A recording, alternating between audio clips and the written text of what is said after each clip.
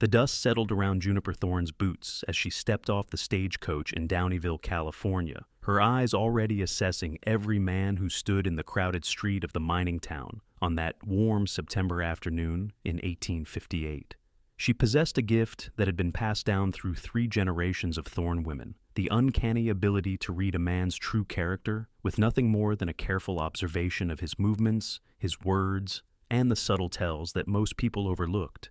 Her grandmother had taught her well before she died, explaining that men revealed themselves in 1,000 tiny ways if you knew where to look, and Juniper had spent her 22 years perfecting that skill until it became second nature.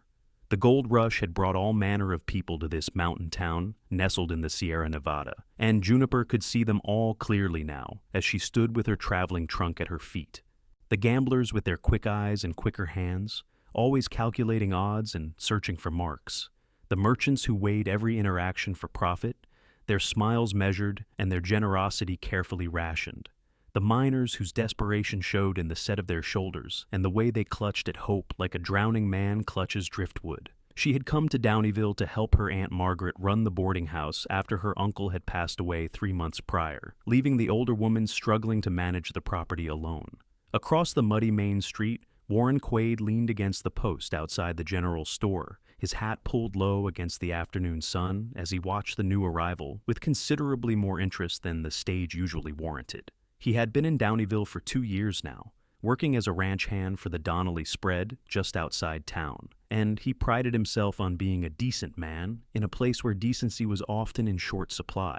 At 26, he had seen enough of life to know that character mattered more than gold, though he was not fool enough to say such things aloud in a mining town where men killed over claims and fortunes changed with every pan of river gravel. What caught his attention about the woman was not just her striking appearance, the way her dark hair caught the light beneath her traveling bonnet, or the determined set of her jaw, but rather the methodical way she surveyed her surroundings. She looked at everything and everyone with an intensity that suggested she was cataloging information, making assessments, drawing conclusions. Warren felt suddenly self-conscious, aware that he was being observed and evaluated even from across the street, and he had the uncomfortable sensation of being found wanting before he had even spoken a word. Juniper's Aunt Margaret came bustling out of the boarding house, her round face flushed with excitement and relief.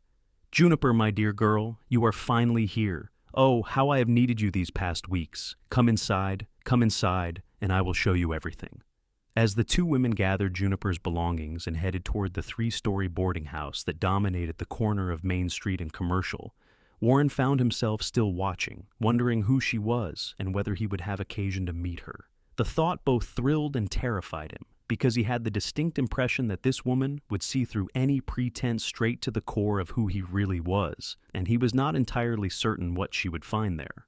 The boarding house smelled of fresh bread and lye soap, a combination that spoke of hard work and careful management.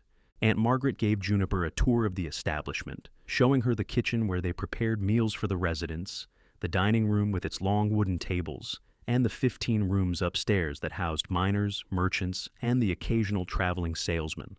The building was well maintained despite Margaret's recent struggles, a testament to years of her uncle's careful attention and her aunt's determination not to let standards slip even in her grief. "We have 14 rooms occupied at present," Margaret explained, as they climbed the stairs to the 3rd floor, where Juniper would have her own small room overlooking the street. "Most of them are good men, honest workers who pay their rent on time and cause no trouble. But there are always a few who require watching, and I confess that I am not as skilled as you at determining which men will prove reliable and which will disappear in the night owing 3 weeks' rent." Juniper set her carpetbag on the narrow bed and moved to the window, looking down at the street below, where men moved about their business in the fading afternoon light. "Grandmother always said that a man's character shows clearest in how he treats those who have no power over him. Watch how they speak to servants, to animals, to women they do not wish to court. Watch whether they keep their word in small matters, for a man who lies about trivial things will certainly lie about important ones." "Your grandmother was a wise woman," Margaret said softly. "I wish I had inherited even a fraction of her gift. As it is, I must rely on you to help me identify which potential residents will prove trustworthy and which will bring trouble to our door. That evening, Juniper helped serve dinner to the boarders, using the opportunity to observe the men who lived under her aunt's roof. She noted the miner, who thanked her courteously for every dish she placed on the table, his calloused hands careful not to brush against hers. She marked the merchant who failed to acknowledge her presence at all, treating her as though she were a piece of furniture rather than a person. She watched the young clerk, who could not meet her eyes but blushed furiously whenever she came near, his shyness genuine rather than calculated. Each man revealed himself through a dozen small actions, and by the time the meal ended, Juniper had formed clear impressions of every resident in the boarding house. Later that night, as she and Margaret cleaned the kitchen, Juniper shared her observations. The miner in room 7, Mr. Patterson, is a man of integrity who will pay his rent reliably and cause you no trouble. The merchant in room 12, however, is already planning to leave without settling his account. I would ask for payment in advance from him going forward, and the young clerk in room 4 is hopelessly lonely and would benefit from a kind word now and then, though he poses no threat beyond perhaps falling foolishly in love with any woman who shows him attention.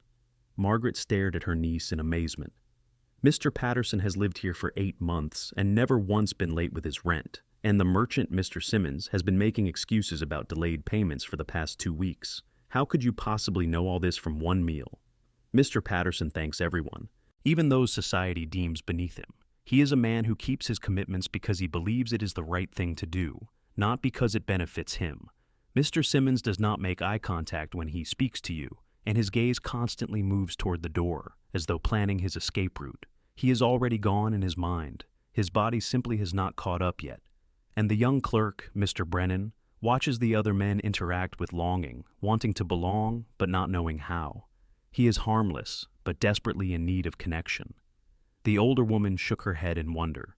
You truly do have your grandmother's gift. I am so grateful you have come, Juniper. I do not know how I would have managed without you. The next morning, Warren Quade rode into town earlier than necessary, telling himself that he needed supplies from the general store, even though he had made the same trip 3 days prior. He tied his horse outside and found himself glancing repeatedly toward the boarding house across the street, hoping for another glimpse of the woman who had occupied his thoughts through a restless night. He felt foolish, acting like a boy with his first infatuation rather than a grown man who had been on his own since he was 17 years old. But he could not seem to help himself. Luck or fate intervened when Juniper emerged from the boarding house carrying a basket, clearly headed to the general store for supplies. Warren's heart hammered against his ribs as he held the door open for her, finally meeting her eyes at close range and feeling the full force of her assessing gaze. "Thank you," she said simply, her voice clear and steady as she passed through the doorway. "My pleasure, miss," Warren replied, removing his hat in a gesture his mother had drilled into him years ago. "Are you new to Downieville?" Juniper set her basket on the counter and turned to face him fully, her green eyes studying his face with an intensity that made him feel stripped bare. "I arrived yesterday to help my aunt run the boarding house. My name is Juniper Thorne." "Warren Quade," he said, extending his hand. She took it briefly, her handshake firm and businesslike, and he noticed that she wore no gloves despite the conventions that suggested a lady should. "Welcome to Downieville, Miss Thorne. I hope you will find it to your liking." "I expect I will find it much like any other place," Juniper said, turning back to place her order with the shopkeeper. "Populated by every variety of person, some good, some bad, most somewhere in between."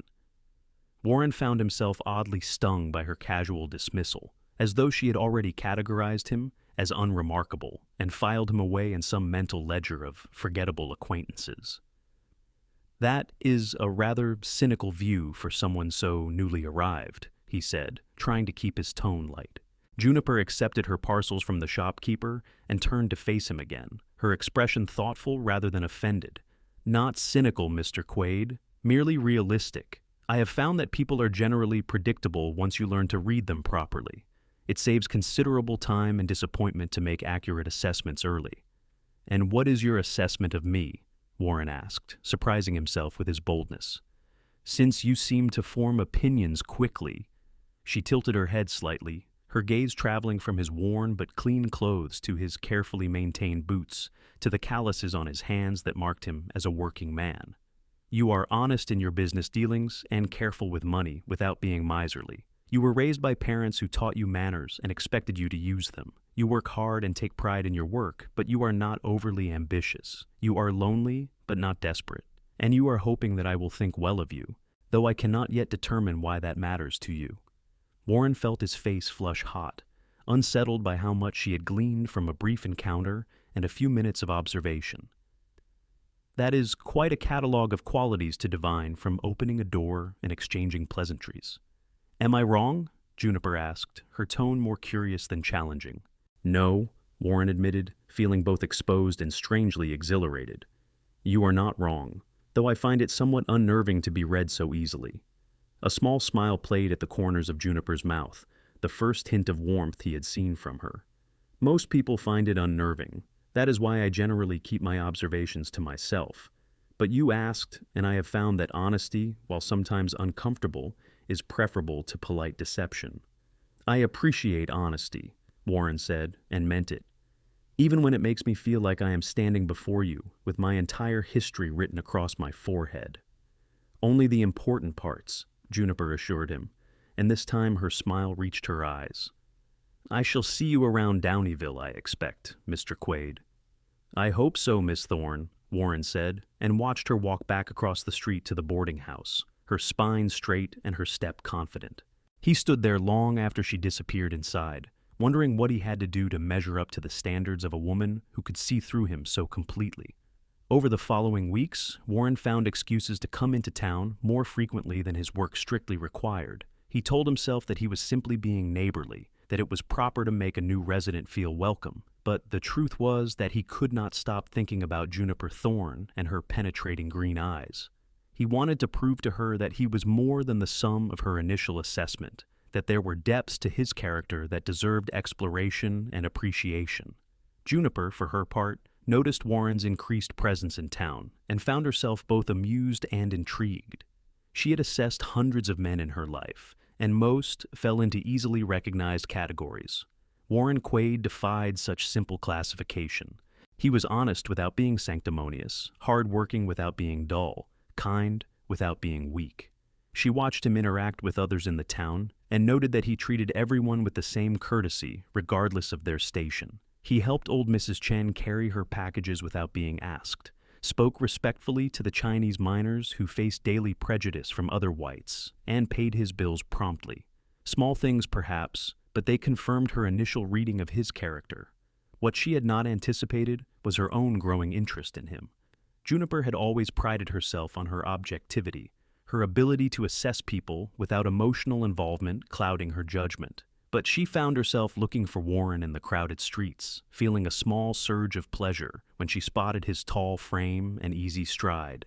She noticed details about him that had nothing to do with character assessment and everything to do with simple attraction. The way his hair curled slightly at his collar, the warmth of his rare smiles, the patient gentleness he showed when handling horses. One afternoon in late October, Warren finally gathered the courage to approach Juniper with more than casual pleasantries. She was sweeping the front porch of the boarding house when he rode up, and he dismounted before speaking, his hat in his hands. Miss Thorne, I was wondering if you might do me the honor of accompanying me to the church social this Saturday evening. They are holding a harvest celebration, and there will be music and dancing and plenty of other people present to serve as chaperones, so it would all be entirely proper. Juniper stopped sweeping and leaned on the broom handle, studying him with that intense gaze that still made his stomach flip. Why do you want to take me to the church social, Mr. Quade? Because I enjoy your company, Warren said honestly. Because I would like to know you better. Because I find myself thinking about you more often than is probably sensible, and I would like the opportunity to spend an evening in your presence without the pretense of needing supplies or conducting business in town. That is a remarkably honest answer, Juniper said softly. Most men would offer pretty compliments or elaborate courtship speeches. I suspect pretty compliments would not impress you much, Warren said, and I have never been skilled at elaborate speeches. I am better at simple truths, for whatever that is worth. Juniper felt something shift in her chest, a warmth spreading through her that had nothing to do with the autumn sunshine. Simple truths are worth a great deal, Mr. Quade. Yes, I will accompany you to the church social on Saturday evening. Warren's face lit up with a joy so genuine and unguarded that Juniper felt her own mouth curving into a smile in response. "Thank you, Miss Thorne. I will call for you at 6 o'clock, if that suits you." "That suits me perfectly," Juniper agreed, and watched him ride away with a lighter heart than she had felt in longer than she could remember. Saturday evening arrived with clear skies and unseasonably warm weather, perfect for the outdoor portion of the harvest celebration. Warren appeared at the boarding house precisely at 6 o'clock, freshly shaved and wearing what were clearly his best clothes. Juniper had chosen a green dress that her aunt assured her brought out her eyes, and she had taken more care with her hair than usual, though she told herself it was simply a matter of looking presentable rather than trying to impress anyone. Margaret beamed at them both as they prepared to leave. "You two make a lovely couple. Have a wonderful time. And Juniper, do not spend the entire evening analyzing everyone's character. Try to simply enjoy yourself." "I will do my best, Aunt Margaret," Juniper promised, taking Warren's offered arm and feeling the solid strength of him beneath the fabric of his coat. The church social was held in the large meadow behind the white clapboard building, with lanterns strung between trees and tables laden with food, contributed by every family in the area. A small group of musicians played fiddle and guitar, and couples danced on the packed earth, while children ran shrieking between the adults in games of tag. The whole scene glowed with warmth and community, and Juniper felt some of her habitual guardedness ease as Warren led her into the crowd. They filled plates with food and found a quiet spot at one of the long tables where they could talk without shouting over the music. Warren asked about her life before Downieville, and Juniper found herself sharing stories of growing up in Sacramento, of learning her grandmother's gift for reading people, of the strange isolation that came from seeing too clearly what others preferred to keep hidden. "It sounds lonely," Warren said quietly, his eyes on her face with complete attention. "To always be analyzing, always assessing, never able to simply take people at face value." "It is lonely," Juniper admitted, surprised by her own honesty. "Most people do not appreciate being seen so clearly. They prefer the comfortable fiction that their thoughts and feelings are private, that their true nature is hidden behind whatever mask they choose to present to the world. When I look at someone and accurately describe what I see, they either dismiss me as presumptuous or they fear me as something uncanny. Neither response is conducive to friendship." "I do not fear you," Warren said, "and I do not think you are presumptuous. I think you have a rare gift, and I imagine it must be both valuable and burdensome in equal measure." Juniper felt tears prick unexpectedly at her eyes, moved by his understanding in a way that elaborate compliments could never achieve. "That is exactly what it is, valuable and burdensome. My aunt needs my help precisely because of this gift, but it has cost me much in other ways. People rarely trust someone who sees them too clearly." "Then they are fools," Warren said firmly. "A person of integrity should have nothing to fear from being known. If I am ashamed of what you might see when you look at me, then the problem lies in my character, not in your ability to perceive it." They sat in comfortable silence for a moment, the music washing over them, while the sun set in brilliant streaks of orange and gold behind the mountains. Juniper realized that for the first time in years, she felt truly seen herself, not for her unusual gift, but for the person beneath it. Warren did not want her to be anyone other than exactly who she was, and that acceptance felt more precious than gold. "Would you like to dance?" Warren asked, standing and extending his hand. "I should warn you that I am only moderately skilled, but I promise not to step on your feet more than once or twice." Juniper laughed, a sound that surprised her with its genuine delight, and placed her hand in his. "I will risk it, Mr. Quade." He led her onto the makeshift dance floor and pulled her into a waltz position, his hand warm and steady at her waist. They moved together easily despite his self-deprecating warning, and Juniper found herself relaxing into the rhythm of the music and the security of his lead. She was acutely aware of his proximity, of the way he looked at her as though she were the only woman in the meadow, of the solid dependability that radiated from him like heat from a stove. "I should tell you," Warren said, as they turned through the pattern of the dance, "that my intentions toward you are entirely honorable. I know we have only known each other for a few weeks, but I find myself hoping that you will allow me to court you properly. I am not a wealthy man, Miss Thorne. I have saved some money from my wages, but I am still years away from being able to afford my own ranch. What I can offer you is honest work, loyal devotion, and the promise that I will strive every day to be a man worthy of your regard." Juniper's breath caught in her throat, overwhelmed by the sincerity in his voice and the hope in his eyes. She had assessed countless men in her life, had seen through their charm and their pretenses to the truth beneath, and she knew with absolute certainty that Warren Quade meant every word he spoke. He was offering her not pretty promises, but simple truth. And the gift of that honesty moved her more than any elaborate courtship could have done. "I would be honored to be courted by you, Mr. Quade," she said softly. "Wealth has never impressed me much. Character, however, is priceless, and you have that in abundance." Warren's smile was brilliant, transforming his serious face into something radiant. "You have no idea how much I hoped you would say that. I have been anxious for days, worried that I would not measure up to your standards, that you would look at me and find me wanting." "I did look at you," Juniper assured him, her hand tightening on his shoulder. "I looked very carefully, Warren, and what I saw was a man of integrity, kindness, and quiet strength. You exceed my standards rather than merely meeting them." They danced until the moon rose over the mountains, until the children grew tired and families began packing up their baskets and heading home. Warren walked Juniper back to the boarding house through streets silvered with moonlight, neither of them in any hurry to end the evening. At the front door, he took both her hands in his and looked at her with an expression of such tender regard that she felt her heart turn over in her chest. "Thank you for a perfect evening," Warren said. "May I call on you tomorrow afternoon? I thought perhaps we could take a walk along the river if the weather holds." "I would like that very much," Juniper replied. "Good night, Warren." "Good night, Juniper," he said, and the sound of her name in his voice sent warmth cascading through her entire body. She watched from the window as he rode away, his figure gradually disappearing into the darkness, and she knew with the same certainty that guided all her assessments of character that Warren Quade was the man she had been waiting for all her life. He did not fear her gift or resent her clarity of vision. He welcomed being known, and he offered himself to be known in return. That mutual transparency, that willingness to be vulnerable and honest, was the foundation of something far more valuable than gold.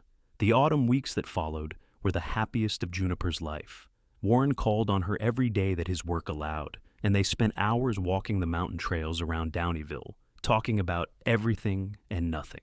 He told her about growing up on a small farm in Missouri, about losing both parents to fever when he was 17, and heading west with nothing but his horse and his determination to make something of himself. She told him about her childhood in Sacramento, about the weight of her grandmother's expectations, and the strange loneliness of always seeing more than others wanted to reveal. They discovered shared values and compatible dreams. Both wanted stability rather than the wild chase for gold that consumes so many in California. Both valued honesty and hard work over easy wealth. Both believed that character mattered more than status, and that a life built on solid foundations would weather any storm. Warren spoke of his dream to own a ranch someday, a modest spread where he could raise cattle and horses and build something lasting. Juniper found herself imagining that future with him, seeing it clearly in her mind as though it had already happened. Margaret watched their courtship with satisfaction and no small amount of relief. She had worried about her niece, feared that Juniper's gift would make it impossible for her to find a man who could accept her as she was. But Warren seemed to genuinely appreciate rather than merely tolerate Juniper's unusual perceptiveness, and Margaret could see that her niece was blossoming under his steady regard. In December, as the first snows began to fall on the high peaks surrounding Downieville, Warren took Juniper to see the Donnelly ranch where he worked. The owner, Patrick Donnelly, was a gruff but fair Irishman who had built his spread from nothing through sheer stubbornness and hard work. He greeted Juniper with the respect due to Warren's intended, though Warren and Juniper had not yet spoken formally of marriage, and showed them around the property with obvious pride. "Warren is the best hand I have ever employed," Donnelly told Juniper as they stood in the barn watching Warren check on a mare who was due to foal soon. "Reliable, skilled, never needs to be told twice. I would hire 10 more like him if I could find them. You are getting a good man, Miss Thorne." "I know," Juniper said simply, her eyes on Warren's gentle handling of the nervous horse. "He is exactly the man I hoped to find, though I confess I had almost given up believing such a man existed." Donnelly nodded thoughtfully. "Warren told me about your gift, about how you can read a man's character. I hope you will forgive the liberty, but I asked him what you saw when you looked at me.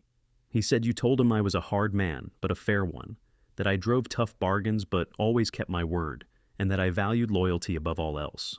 That is accurate enough to be unsettling, Miss Thorne." Juniper met his eyes steadily. "I hope it does not offend you. Mr. Donnelly, I assure you I do not go around sharing my observations about people generally. Warren is special to me, and I wanted him to know that he works for a man of integrity." "Not offended at all," Donnelly assured her. "In fact, I have a proposition for you both, if you are willing to hear it. I am not getting any younger, and I have no children to inherit this place. I have been thinking about taking on a partner, someone who could eventually buy me out and take over the ranch when I'm ready to retire. Warren has the skills and the character for it, but not the capital. I am willing to offer him a partnership agreement with a path to full ownership over time. It would mean long hours and hard work, but it would give him what he wants most, a place of his own." Warren had finished with the mare and was walking back toward them, clearly puzzled by their serious expressions. Donnelly repeated his offer, and Juniper watched Warren's face cycle through surprise, hope, and cautious disbelief. "Mr. Donnelly, I do not know what to say. This is far more generous than I ever expected or deserved." "You have earned it," Donnelly said firmly. "I have watched you for 2 years now, and I know quality when I see it. You are the man I want running this ranch after I am gone. Think about it, talk it over with Miss Thorne, and give me your answer after the holidays." On the ride back to town, Warren was quiet, clearly overwhelmed by the unexpected opportunity. Juniper sat beside him in the wagon, her hand resting on his arm, her mind already working through the implications and possibilities. This changed everything, accelerated timelines that had seemed years away. If Warren accepted the partnership, he would have a solid foundation on which to build a future, a home to offer, security to provide. All the obstacles that might have delayed their marriage would disappear. "What are you thinking?" Warren asked finally, his eyes on the road ahead, but his attention clearly on her. "I am thinking that Mr. Donnelly is an excellent judge of character," Juniper said. "I am thinking that this opportunity is exactly what you deserve and have been working toward. And I am thinking that if you are worried about whether I will be happy as a rancher's wife, you need not be. I would be happy anywhere with you." Warren pulled the wagon to a stop at the side of the road and turned to face her fully, his expression intense in the fading afternoon light. "Juniper, I had planned to wait until I had more to offer you, until I could present you with something substantial and secure. But this changes things, and I find I cannot wait any longer to speak what is in my heart. I love you. I have loved you since the first moment I saw you step off that stagecoach, though I did not realize it then. You are the most remarkable woman I have ever known, and I would be honored beyond measure if you would consent to be my wife." Juniper felt tears streaming down her cheeks. Though she was smiling so widely her face hurt. "Yes, Warren. Yes, I will marry you. I love you too, have loved you almost from the beginning, though I tried to convince myself it was too soon to be certain. But I have never been more certain of anything in my life. You are a good man, a truly good man, and I am proud to be the woman you chose." Warren pulled her into his arms, holding her tightly against his chest, and she could feel his heart hammering beneath the layers of clothing. When he finally released her enough to look at her face, his eyes were bright with unshed tears of his own. "I will spend the rest of my life trying to be worthy of you," he said softly. "You already are," Juniper assured him. "You have always been worthy, Warren. That is what I saw when I first looked at you, and it is what I see every time I look at you now. You are exactly the man I hoped you would be." They drove back to town in a haze of happiness, already making plans and dreaming about their future together. Warren would accept Donnelly's offer and begin working toward partnership immediately. They would marry in the spring, after the worst of the winter had passed, giving them time to prepare a home in the small foreman's cottage on the ranch property. Juniper would continue to help her aunt at the boarding house until Margaret could find reliable help, and then she would move to the ranch to build a life with the man she loved. That evening, Warren formally asked Aunt Margaret for permission to marry her niece, though they both knew it was a formality given that Juniper was of age and independent enough to make her own choices. Margaret gave her blessing with tears of joy, declaring that she could not have chosen better for her beloved niece if she had searched all of California. She insisted on hosting the wedding at the boarding house, and over the following months, she threw herself into preparations with enthusiasm that made Juniper both grateful and slightly overwhelmed. The winter months passed in a flurry of activity. Warren worked tirelessly at the ranch, proving to Donnelly that his faith had been well placed. He signed the partnership agreement on New Year's Day, 1859, officially becoming part owner of the property and committing to a 10-year payment plan that would give him full ownership. The numbers were daunting, but Warren had never been afraid of hard work, and with Juniper by his side, he felt capable of achieving anything. Juniper continued helping Margaret manage the boarding house, but she spent every free moment preparing for married life. She sewed linens for their cottage, learned to cook the hearty meals a rancher would need, and studied everything she could about raising cattle and horses. Her gift for reading character proved valuable in the ranch business as well. When Donnelly needed to hire additional hands for the spring roundup, Juniper met each applicant and gave Warren and Donnelly her assessment. They quickly learned to trust her evaluations, and every man she recommended proved reliable, while those she advised against invariably caused problems. Spring arrived with a rush of snowmelt and wildflowers, transforming the brown hills around Downieville into carpets of purple lupine and golden poppies. The wedding was set for the first Saturday in May, and the entire town was invited to celebrate. Margaret had outdone herself with preparations, decorating the boarding house with flowers and ribbons, arranging for a feast that would feed 100 people, and ordering a cake from San Francisco that was the talk of Downieville for weeks. On the morning of the wedding, Juniper woke before dawn, too excited to sleep. She lay in her narrow bed in the third-floor room that had been her home for 8 months, thinking about how much her life had changed since she arrived in Downieville. She had come here expecting to help her aunt, to use her gift for reading people to manage a boarding house, to live a quiet and unremarkable life. Instead, she had found Warren, had discovered love in its truest and deepest form, and was about to embark on an adventure that filled her with equal parts anticipation and joy. Margaret helped her dress in the gown they had worked on together through the winter months, a creation of ivory silk with delicate lace at the collar and sleeves. Juniper had never been vain about her appearance, but even she had to admit that she looked beautiful, her cheeks flushed with happiness and her eyes bright with excitement. Margaret fastened a wreath of fresh flowers in her hair and stepped back to admire her handiwork. "You are radiant, my dear girl. Warren will not be able to take his eyes off you." "I hope he will be pleased," Juniper said, suddenly nervous despite her certainty about the rightness of this marriage. "He will be more than pleased," Margaret assured her. "That young man looks at you as though you hung the moon and stars just for him. I have never seen a man more deeply in love." The ceremony was held in the boarding house parlor, with the circuit preacher presiding and what seemed like half of Downieville crammed into the available space. Warren stood at the front of the room, with Patrick Donnelly as his best man, and when Juniper entered on her aunt's arm, his face transformed with wonder and joy.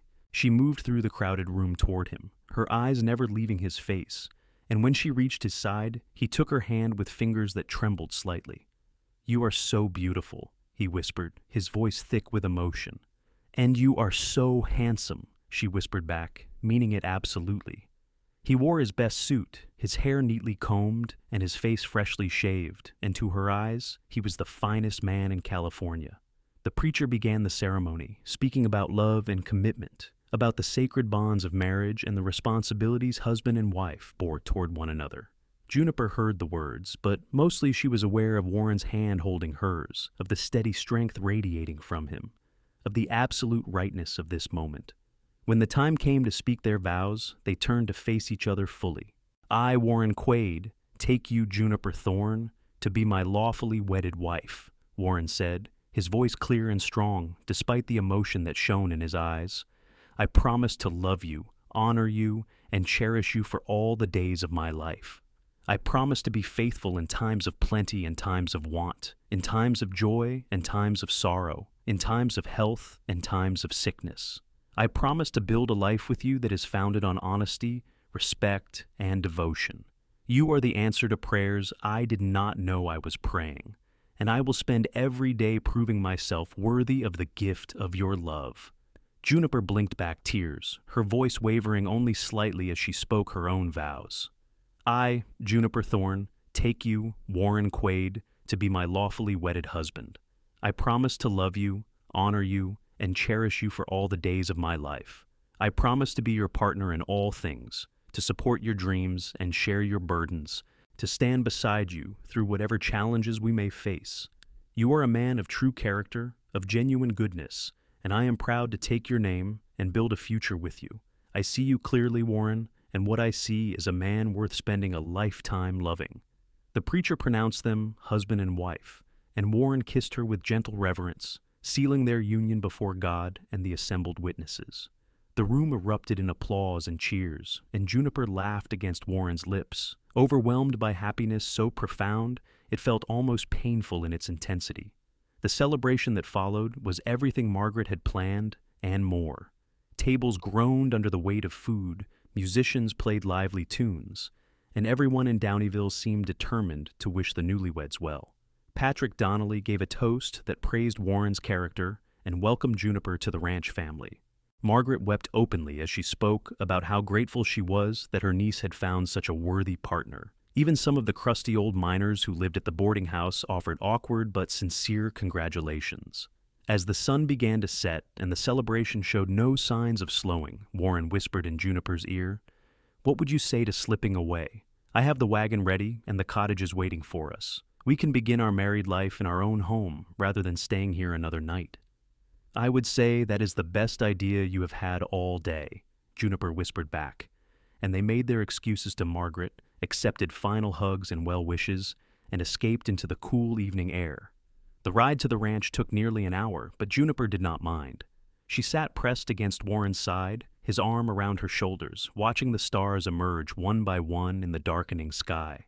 The cottage was small but well-maintained, with 2 rooms downstairs and a sleeping loft above. Warren had spent weeks preparing it for her arrival, repairing the roof, whitewashing the walls, building new furniture to replace the broken pieces left by the previous foreman. He carried her across the threshold despite her laughing protests that it was unnecessary, and set her down gently in the main room, where a fire crackled cheerfully in the stone fireplace. Someone, probably Donnelly's housekeeper, had left flowers on the table and stocked the kitchen with supplies for breakfast. "Welcome home, Mrs. Quade," Warren said softly, framing her face with his hands, and looking at her with such love that she felt her breath catch. "It is perfect," Juniper assured him. "You are perfect. This entire day has been perfect." They spent their wedding night discovering each other with the tenderness of people who had waited patiently for this moment, who valued the emotional connection as much as the physical one. Warren was gentle and attentive, concerned always with her comfort and pleasure, and Juniper gave herself to him completely, holding nothing back. They fell asleep as the moon set beyond the mountains, wrapped in each other's arms, content in a way that neither had ever experienced before. The months that followed were busy and exhausting and wonderful. Juniper threw herself into ranch life with the same intensity she brought to everything, learning quickly and working tirelessly. She discovered that she loved the physical labor of caring for animals, the satisfaction of seeing tangible results from her efforts, the simple pleasure of working alongside Warren toward common goals. Her gift for reading character proved invaluable in dealing with the cowboys who worked the ranch, the merchants who bought their cattle, and the neighbors who borrowed equipment or asked for help.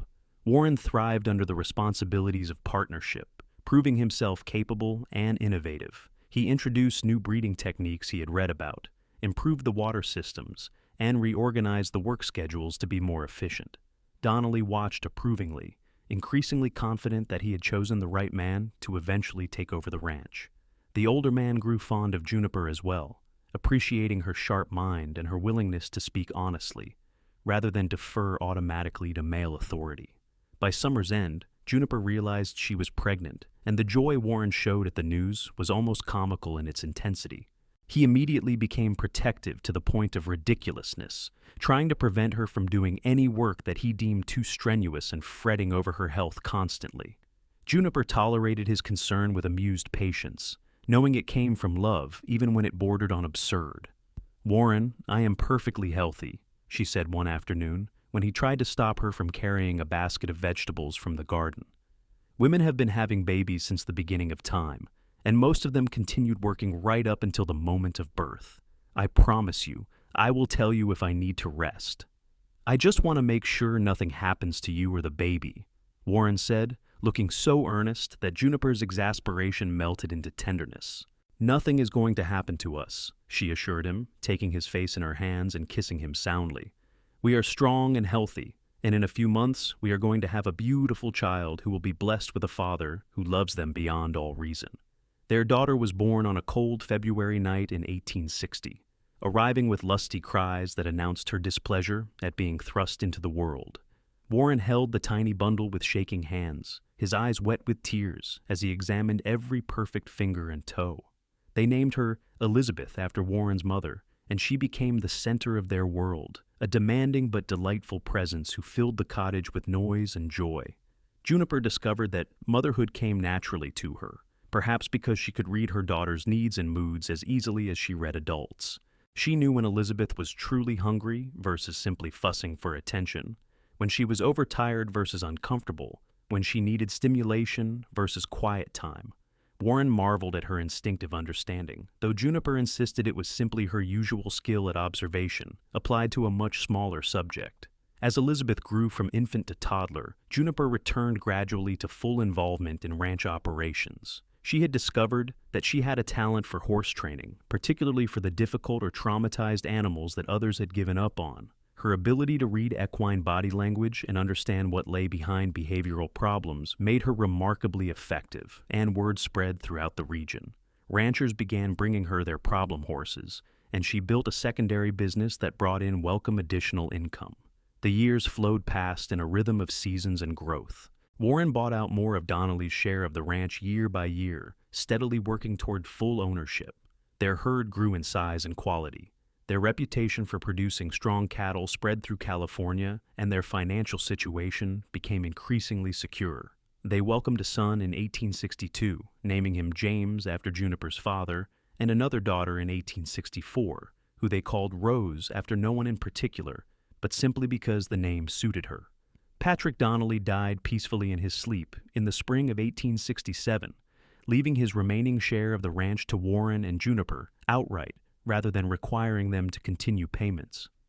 "You have been like family to me," his will stated, "and I can think of no better legacy than seeing this land continue to thrive under your care." Warren and Juniper were both moved to tears by the older man's generosity and trust.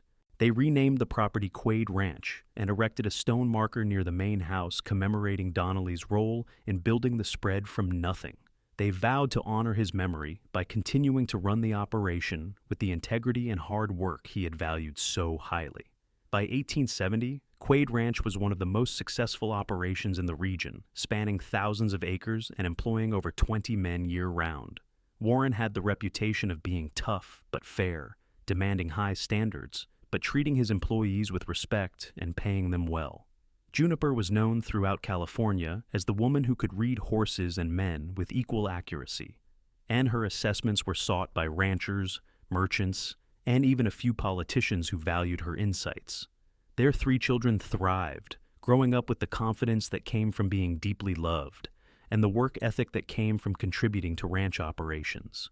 Elizabeth, at 10 years old, already showed signs of having inherited her mother's gift for reading character, though hers manifested more strongly with animals than with people. James, at 8, was his father's shadow, soaking up everything Warren could teach him about ranching and business. Rose, at 6, was a wild creature who loved the mountains and spent hours exploring the wilderness around the ranch with fearless enthusiasm. One evening in late summer, after the children had been sent to bed and the ranch was quiet, Warren and Juniper sat on the porch of their cottage watching the sun set behind the mountains. Warren took his wife's hand, his thumb tracing familiar patterns on her palm, and sighed with deep contentment. "Do you ever think about that first day you arrived in Downieville?" he asked. "When you stepped off the stagecoach and I saw you for the first time?" "I think about it often," Juniper admitted. "I remember watching you lean against that post outside the general store, trying to appear casual while you studied me. I remember thinking that you seemed different from most men, more genuine somehow. I was terrified of you," Warren said with a laugh. "Terrified that you would look at me and find me wanting, that I would not measure up to your standards. I wanted so badly for you to see something worthwhile when you looked at me." Juniper turned to face him fully, her expression serious despite the smile that played at her lips. "Warren, You did not just measure up to my standards. You exceeded every hope I had for what a good man could be. In 12 years of marriage, you have never once disappointed me. You have been everything you promised to be and more. You are a wonderful husband, a devoted father, a successful rancher, and a man of absolute integrity. Our life together has been better than anything I imagined when I stepped off that stagecoach. That works out well then, Warren said, pulling her close and kissing the top of her head, because you have been everything I hoped for and could not quite believe existed. A woman who sees me clearly and loves me anyway, who challenges me to be better while accepting me as I am, who built this life alongside me with equal partnership and effort. I am the luckiest man in California, Juniper. I know that with complete certainty. They sat in comfortable silence as the stars emerged, the same stars that had watched over their wedding night 11 years earlier. The cottage had expanded over the years into a proper house, with rooms added for each child, and a parlor where they entertained neighbors and business associates. But the core remained the same small structure where they had begun their married life, and they still preferred the front porch of that original building for quiet moments together. I have been thinking, Juniper said after a while, about expanding the horse training operation. We have the land and the facilities, and there is clearly demand. I could take on an apprentice or two, teach them what I know about reading horses. It would allow us to help more animals and provide good employment for young people who want to learn. That is an excellent idea, Warren said enthusiastically. You have a gift that should be passed on, and there are certainly enough troubled horses in California to keep you busy for lifetimes. We could build a dedicated training facility near the main barn, with covered arenas for working in bad weather. I will start drawing up plans tomorrow. This was how they worked together, each respecting the other's expertise and supporting the other's dreams. Warren never dismissed Juniper's ideas as impractical or beyond her capabilities, and Juniper never undermined Warren's authority as the public face of the ranch. They were true partners in every sense of the word, making major decisions together and presenting a united front to the world. The following year brought challenges that tested their partnership and their resolve. A drought settled over the region, lasting through summer and into fall with no relief. Water sources dried up, pastures turned brown and brittle, and cattle began to suffer. Warren made the difficult decision to sell off a significant portion of their herd before the animals lost too much condition, taking a financial loss to prevent greater catastrophe. It was the right choice, but a painful one, and Juniper watched her husband carry the weight of responsibility with a grace that made her love him even more. They economized where possible, cutting expenses that were not essential to keep the ranch running. Juniper's horse training business provided crucial additional income, and she took on every client she could manage. The children, sensing the seriousness of the situation without fully understanding it, helped without complaint, doing extra chores and asking for nothing. The entire family pulled together, and somehow they weathered the crisis without losing the core of what made Quade Ranch successful. When the rains finally came in November, Warren stood in the downpour with his face turned to the sky, laughing with relief and joy. Juniper joined him, equally soaked and equally delighted, and they danced together in the mud like children, while their employees watched with amused tolerance. The drought had been survived, and the ranch would recover. More importantly, their family had faced hardship together and emerged stronger for it. By 1875, 15 years after Elizabeth's birth, the ranch was more prosperous than ever. The herd had been rebuilt and expanded. The horse training operation was renowned throughout the West, and the Quade name was synonymous with quality and integrity. Warren and Juniper had become pillars of the community, respected for their business acumen and their character. They contributed generously to the church, supported the local school, and helped neighbors whenever help was needed. Their children were growing into remarkable young people. Elizabeth, at 15, had her mother's gift for reading character and her father's steady temperament. She talked about becoming a teacher, wanting to help children learn and grow. James, at 13, was passionate about ranching and determined to one day run Quade Ranch himself. Rose, at 11, remained wild and free-spirited, talking about exploring the world beyond California and having grand adventures. Warren and Juniper encouraged all three to pursue their dreams, while providing the structure and guidance that would allow those dreams to become reality. One afternoon in early spring, a stranger rode up to the ranch asking to speak with Juniper. He was a federal marshal, and he explained that the government was seeking her expertise in a difficult case. A man accused of multiple murders was claiming innocence, insisting that he had been framed by his business partner. The evidence was ambiguous, the witnesses contradictory, and the judge was reluctant to hang someone without greater certainty of guilt. "We have heard about your ability to read character, Mrs. Quade," the marshal said. "The judge asked me to come here personally to request your help. If you could interview both the accused and the alleged victim, give us your assessment of their honesty and character. It might provide the clarity needed to reach a just verdict." Juniper looked at Warren, who had joined them for the conversation. His expression was troubled, and she understood why. This was far beyond her usual assessments of ranch hands and horse buyers. A man's life hung in the balance, and her evaluation would carry enormous weight. It was a responsibility that felt overwhelming, even to someone who had spent her entire life reading people. "I am not infallible," she said slowly. "I have been wrong before, though rarely. But I am just a person, not some mystical oracle. How can the court give such weight to my opinions?" "Because your track record speaks for itself," the marshal said. "I made inquiries before coming here, Mrs. Quade. I spoke to dozens of people who have relied on your assessments over the years. Not one of them could recall a time when you had been significantly wrong about someone's character. That kind of accuracy is remarkable, and in a case where the facts are murky, it might be the best tool we have for finding the truth." Juniper thought about her grandmother, about the gift that had been passed down through generations, about the responsibility that came with seeing clearly what others missed. She thought about a man waiting in a cell, possibly innocent, possibly guilty, but certainly deserving of a fair evaluation. She thought about justice and truth, and the weight of using her gift for something that mattered so profoundly. "I will do it," she said finally, "but I need to make something clear. I will give you my honest assessment of both men's character and my evaluation of their truthfulness when discussing the case. But character and truth in this specific instance are not the same thing. A good man can lie when frightened, and a bad man can occasionally tell the truth. I will tell you what I see, but the judge must still weigh all the evidence and make his own determination." "That is all we ask," the marshal assured her. "Your insights will be one piece of a larger puzzle, not the sole factor in reaching a verdict." Warren accompanied Juniper on the journey to Sacramento, where the trial was being held. He would not let her face such a weighty responsibility alone, and she was grateful for his steady presence. They left the children in the capable hands of the ranch foreman and his wife, and made the trip as quickly as the roads allowed. The prisoner was a man named Robert Sinclair, accused of murdering his business partner and stealing the gold from a claim they had jointly owned. He was in his mid-30s, gaunt from months in jail, but he met Juniper's eyes directly when she entered the cell. She spent 2 hours talking with him, asking questions that seemed random, but were carefully designed to reveal character. She watched his body language, listened to the patterns of his speech, observed 1,000 tiny tells that most people would overlook. When she emerged from the cell, she felt certain of her assessment. "He is innocent," she told the marshal and the judge who had accompanied them.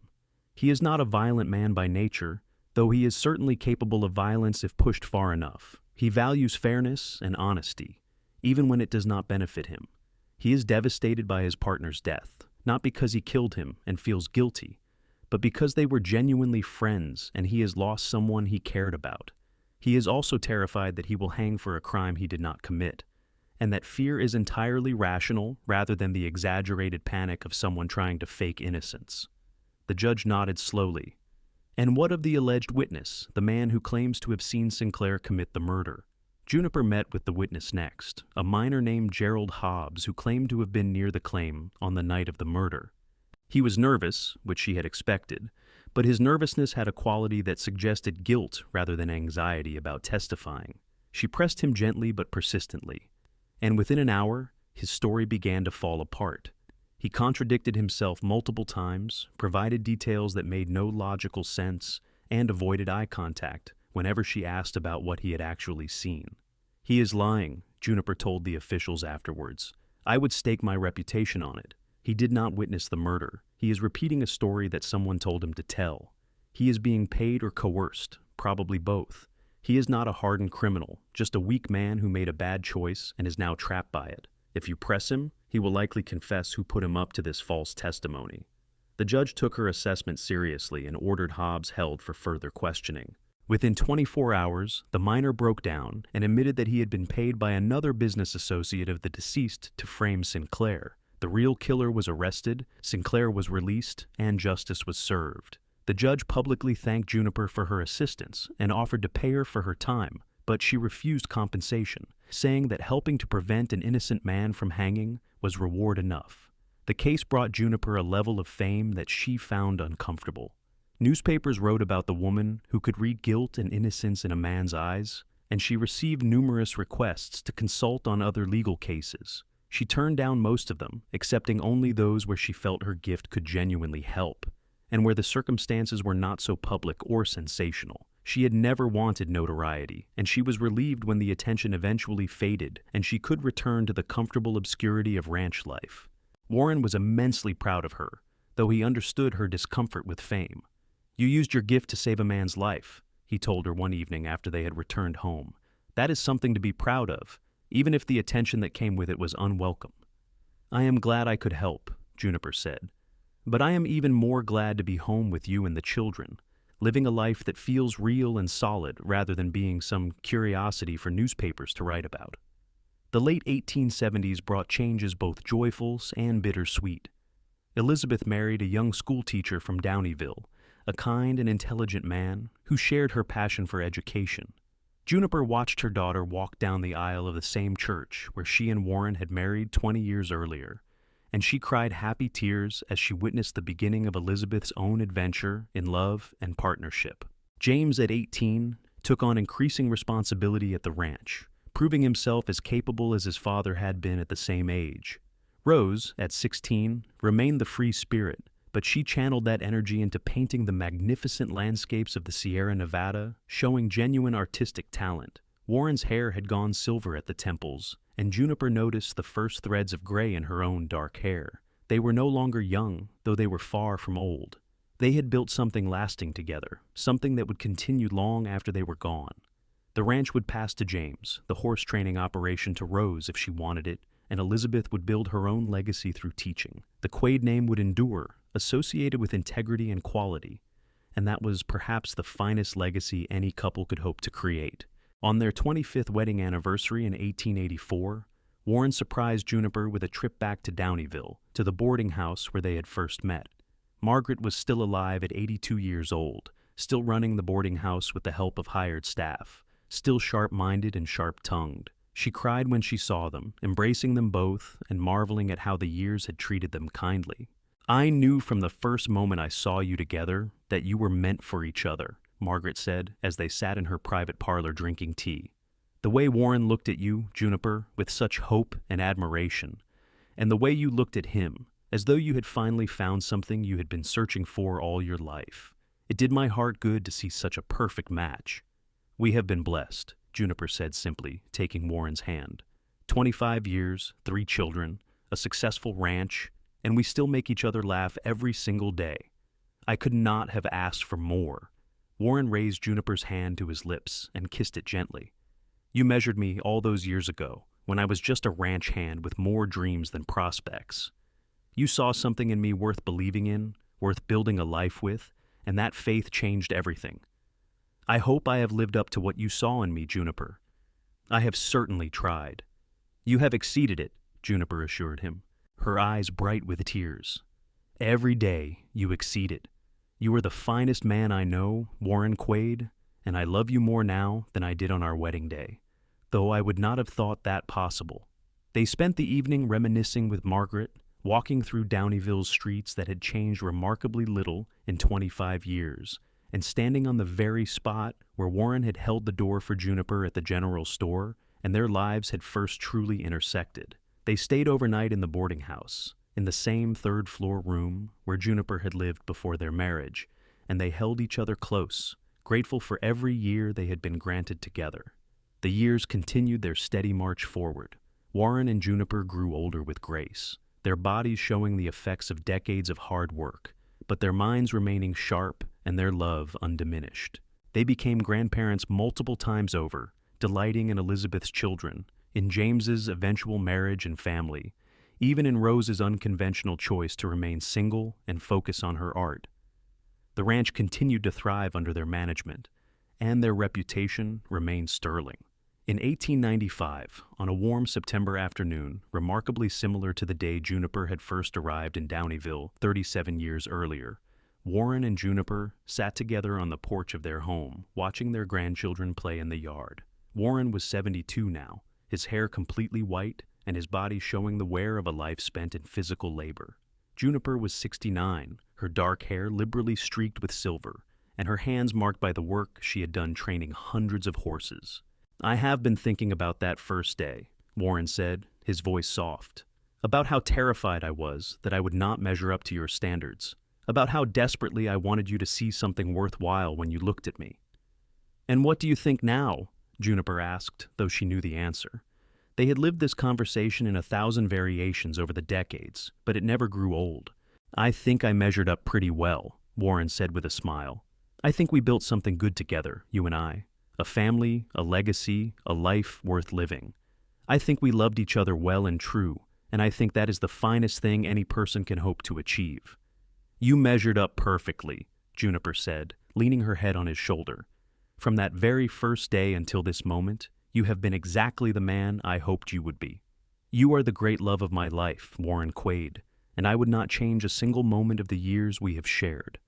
They sat in comfortable silence as the sun set behind the familiar mountains, the same mountains that had witnessed their courtship, their marriage, their struggles, and their triumphs.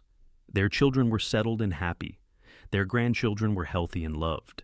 Their ranch was thriving and would continue to thrive for generations. They had built something lasting, something that mattered, and they had done it together with honesty, hard work, and unwavering devotion. Warren died peacefully in his sleep 3 years later, at the age of 75, with Juniper holding his hand and his children gathered around his bed. His last words were, "I love you," directed at his wife with the same intensity he had shown when he first spoke them 40 years earlier. Juniper mourned him deeply, but without bitterness, grateful for every year they had been granted and secure in the knowledge that she had been truly loved by a truly good man. She lived another 12 years, remaining sharp and engaged until the very end. She continued training horses until she was 80, finally retiring when her body could no longer keep up with the demands of the work. She spent her final years surrounded by family, telling stories of the old days, offering wisdom to her grandchildren and great-grandchildren, and keeping Warren's memory alive through the tales of their life together. When Juniper died at 81 years old, the funeral drew people from all over California. Former employees, neighbors, business associates, people whose horses she had trained, people whose legal cases she had helped resolve, all came to pay their respects to a remarkable woman. But the eulogy that mattered most came from James, who spoke of his parents' love as the foundation on which their entire family had been built. "My father once told me that the greatest accomplishment of his life was measuring up to my mother's standards," James said to the assembled mourners. "He said that she could read a man's character with perfect clarity, and when she looked at him and saw someone worth loving, it changed everything. They built this ranch together, raised us together, faced every challenge together. They showed us what true partnership looks like, what real love looks like, and that legacy will live on through all of us who were blessed to be part of their family." Juniper was buried next to Warren on a hillside overlooking Quade Ranch, beneath a simple stone marker that read, "Juniper Thorne Quade, beloved wife, mother, grandmother. She saw clearly and loved deeply." The ranch continued to operate under James's management, eventually passing to his children and then to their children, each generation carrying forward the values that Warren and Juniper had established. The horse training operation continued as well, with trainers who had learned from Juniper passing on her methods to new students, keeping her techniques alive and helping countless horses for decades after her death. The story of how they met became family legend, told and retold at gatherings and celebrations. The tale of the woman who could read a man's character and the cowboy who hoped he measured up to her standards became a touchstone for the family, a reminder of what love looked like when built on a foundation of honesty, respect, and genuine admiration. Young people in the family grew up hearing about their remarkable ancestors, about the life they built together in the Sierra Nevada, about the love that sustained them through decades of joy and sorrow. In time, the specific details faded into the softer focus of history. The boarding house in Downieville eventually closed, replaced by a modern hotel. The church where they married was rebuilt after a fire in the early 1900s. Even Quade Ranch changed with the times, adopting new methods and technologies that Warren and Juniper could never have imagined. But the essential truth of their story remained constant through all the changes and all the years. That true love was possible, that character mattered more than circumstance, and that two people who genuinely saw and valued each other could build something that would endure long after they were gone. And in the end, that was the legacy that mattered most. Not the acres they accumulated, or the money they made, or the fame that briefly touched them, but the love they shared and the example they set. Warren had measured up to Juniper's standards and then exceeded them through 4 decades of faithful devotion. Juniper had given Warren the gift of being truly seen and truly loved, without pretense or deception. Together, they had created a life that honored the best in both of them, and that life rippled outward through children and grandchildren and great-grandchildren, touching more lives than either of them could have imagined on that September afternoon in 1858 when their eyes first met across a dusty street in Downieville, California.